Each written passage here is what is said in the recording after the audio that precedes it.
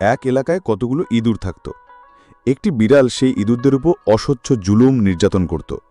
বিড়ালের এই জুলুম নির্যাতন সহ্য করতে না পেরে সমস্ত ইঁদুরদের সবাই একত্র হয়ে মহাসমাবেশ ডাকল।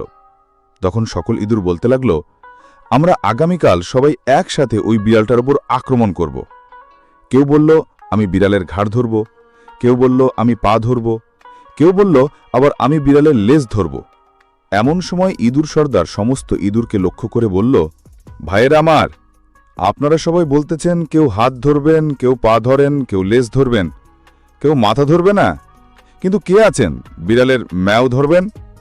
ওই অহিংস বিড়াল আপনাদেরকে ধরার জন্য যখন আক্রমণ করবে, রাগান্বিত কণ্ঠে বিড়াল ম্যাও করে চিৎকার দেবে। ওই বিড়ালের ম্যাও চিৎকার শুনে নির্ভয়ে সাহস করে সেই ম্যাওকে ধরতে পারবেন? তখন সেই সময় কোনো ইঁদুর আর কথা বলতো না। এতগুলো ইঁদুরের মধ্যে একটা ইঁদুরও বিড়ালের ম্যাও ধরার সাহস নেই। তখন ইঁদুর সর্দার চিৎকার করে বলতে থাকল, বিড়ালের ম্যাও ধরতে না পারলে তার সাথে যুদ্ধে লিপ্ত হব কিভাবে? ঠিক সেরকম আমাদের সমাজ ব্যবস্থা হয়েছে।